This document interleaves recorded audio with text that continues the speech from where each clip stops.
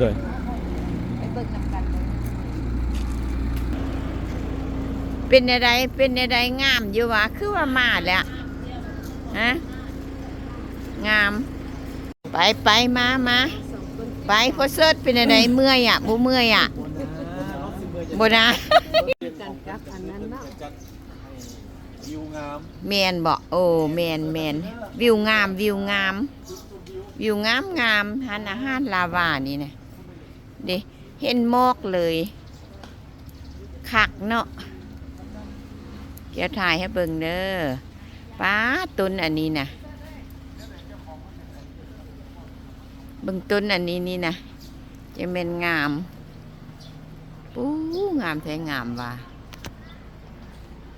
เป็นหานอาหารเนาะหานอาหารลาวาอยู่ปากซองผู้ใดยักมาเวก็ได้อันนี้นะเขาจะจัดงามมุมนั่งกินข้าวกินน้ำเห็ดแบบธรรมชาติเลยครับโอ้หานอาหารลาวาไม้เนาะลายซี่แล้วเขาเจ้าก็มาห้อยใส่ประดับประดาตอนเช้าเนาะมาฮอดนี่ตอนเช้าก็เลยสิมาเบิ่งเวเด็กก็จะเห็นงามลายเนาะตัวอาหารก็จะก็สิประมาณนี้นะอาหารลาวานี่ป่าไร่เลยนี่ป่าไร่นี่แต่ป่ามันยากอาหารเลยนี่บ่มีอาหารให้มันกินเนาะบ่มีอาหารให้มันกินสิเป็นหานใหญ่เติบพุ่นเลยแล้วก็มีไล่มุมเขาจะตกแต่งงามดอกกล้วยไม้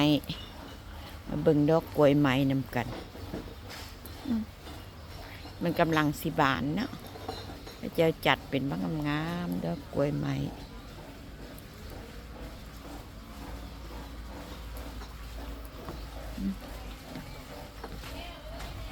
งามขนาดนี้นะงามวิวงามขนาดเบิ่งดูผู้สาวงามจะสิเฮ็ดงามเนาะมีแต่ผู้สาวผู้บ่าวเลยคักเนาะวิวบรรยากาศวันนี้คักหลาย พูดแล้วมันคือจิ้มยังได้บ่เป็นหยัง ทางแต่เอ็กซ์ค่าอะไรกระยามันดอกเบามันบ่ถึงคันธรรมชาติเด่นงาม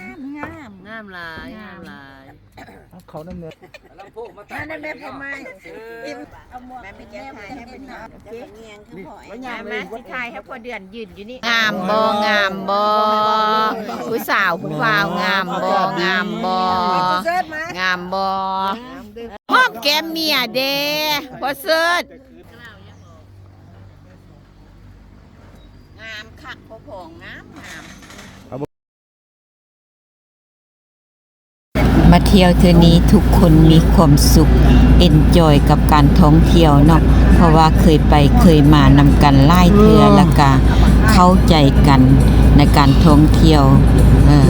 ม่วนมีความสุขเด้อทุกคนโดยพยายามเรื่องสิอดีตอยู่วันบาทเนาะ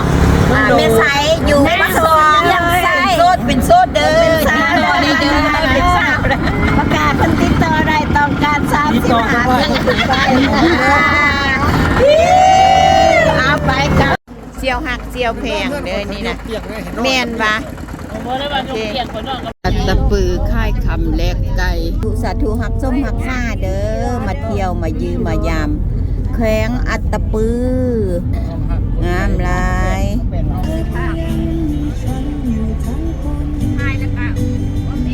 โดยอันนี้ก็สิไปกินข้าวอยู่หนาอยู่ส่วนของ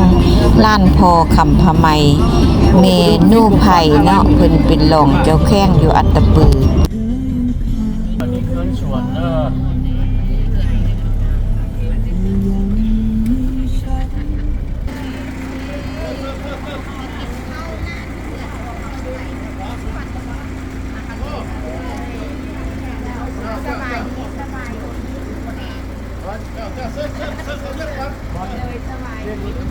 ดี อันนี้พนักงานสำราญบ่ดิ แม่สบายดีสบายดี มันบ่อันนั้นไฟบ่พอ แม่นบ่ เป็นยัง อีเล้ากองใหญ่แท้บ่องส้มได้นี่นะโอเค ตัวนี้ส้มพุ่นน่ะพ่อนี่ส้มตัวบักใหญ่ๆพุ่นน่ะอันนี้บ่องมะกล้วยป่าเด้นี่กล้วยหยังแล้วกล้วยป่านี่ กล้วยน้อยๆแหละกล้วยป่า บ่เคยเห็นจักเทื่อเนาะโดยเพิ่นบ่องเล่าเพิ่นสะส้มเนาะแต่ว่าสิได้กินอยู่บ่พ่อแอง กินอยู่บนทับกินตะกี้บนนั้นนี่บนหน้านี่ลังนี่อย่าสั่ง ผู้สวยผู้สวย บ่ได้บ่ให้เมื่อยเนาะนี่เลย อันนี้บ่องอีหยังตัวนี้ เบิกสิเอาให้เด้อ บ่องอีหยังนี่ บ่อีหยังตัวนี้ ปลา เอากล้วยพุ่นเนาะ โดย ผู้ชายดีกำลังโดยบ่แม่นกล้วยป่าเด้ต้องแม่นมักคือหม้ออ่ะ ป่นกัน โอ้บ่องส้มหม้อกับ อายุยืน อย่าอายุวัฒนะเนาะเอาเลยอะ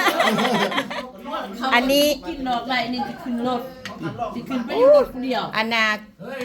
อุสะเล้าก็จะเป็นบ้างงามๆเด้กินข้าวบานส่วนพอคำพมัยเมมากินข้าวบานล้านพอคำพมัยเนาะอยู่ส่วนอยู่อัดปื้อแม่นบ่ ปลาดงภูไผ่ปลอดไผ่ คือบ้านเลยพอคำพมัย มันยังน้อยๆอยู่ดิน้อยๆก็กรอบเลย กินนะลูกเพิ่นแตงบอลกินข้าวเพิ่นเนาะเซอร์กรุบเซอร์ฮอดมาลองต้องแตงเพิ่นห้างอาหารไปเบิ่งดูนี่บักหลายๆเพิ่นตอนหับเนาะเพิ่นน่ะจักแกงปลาจักแจ่วมักเล่นอีหยังแดะ ลาบปลาแก้วบักเล่นก่อนปลา อยู่ส่วนน้องป่าเพิ่นเนาะน้องป่ามีจักน้องก็เพิ่นว่าพูดนะมี10น้องพุ่นน่ะน้องป่าเพิ่นป้าตุมีป่าบักหลายอันนี้ใส่กระสังไว้ดิเนาะได้มาแล้วเพิ่นสิใส่กระสังไว้เด้นี่มีบักแข้งพ่อแองเก็บบักแข้งกับลาบเนาะปอดซ่านผิดเบิดนี่แถวนี้แม่นบ่พ่อแองงามๆเนาะบักแข้งเนาะแม่แพงผู้บ่มักเล่าเล่ามาพูดละกองแม่นโอ้โหเบิ่งดูนี่นะเล่าอันน่ะมักส้มหมอกับมะขามป้อมอันนี้เล่าส้มเล่ามักกล้วยโอ้เจ้าแหงกินเมาแล้วนอนนี่เด้อมื้อนี้เด้อบ่ต้องเมื่อเด้อเนี่ยอาหารลาบเพิ่นเอาโซกเอาลาบเพิ่นเพิ่นเนาะเจ้าของบ้านเลย นอนเนาะ เมาแล้วนอนนี่เลยที่ว่าเห็ดผักเข้าสมาขีดเห็ดผักเข้าสมาขีดต้นหับเนาะได้กินเหล้ากินยาอีกตื่มโดยเอายกยกเจ้าที่เจ้าทางเจ้าบ้านเจ้าเฮือนอนุญาตบาดกรรมเด้อมากินข้าวห่วมผ่ากินป่าห่วมตนนำอยู่อัตตปือเนาะอยู่อัตตปือค่ายคำและไก่ล้านสายล้านเศร้าเมนูไผ่กับพอคำพะไหมเนาะโดยล้านสายล้านไผ่พอคำพะไหมโอเค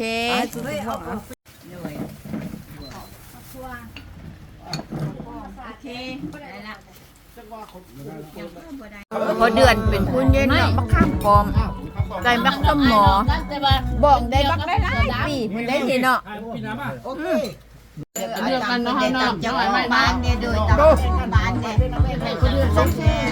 มีแหงตามเจ้าของบ้านเด้อ โอ้เนาะ อยู่ดีมีแหงเอาสุขภาพร่ำรวยเด้อการฮอดรัดเด้อกินข้าวกินน้ำเอาเบิด ลงชีวิตออกกันอีกอันนี้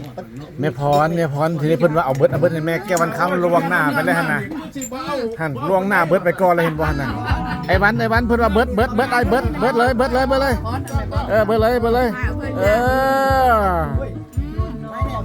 อืมได้ เมื่อเท่า น้องสาวด้วยนี่เด้อเขตเด้อ เดือนอันตะปือคือกันเด้อค่ายคำเด้โดยเจ้าของบ้านใจดีเนาะอยู่ดินเพิ่นปลูกมักโมปลูกผักปลูกมีปลูกอีหยังหลายๆอย่างเพิ่นก็เลยว่า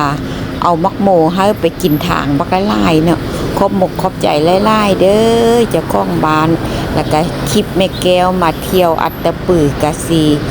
จบลงเพียงเท่านี้ก็ขอบใจหลายๆ FC ทั้งหลายที่ติดตามและกดไลค์ให้ขอบใจหลายๆ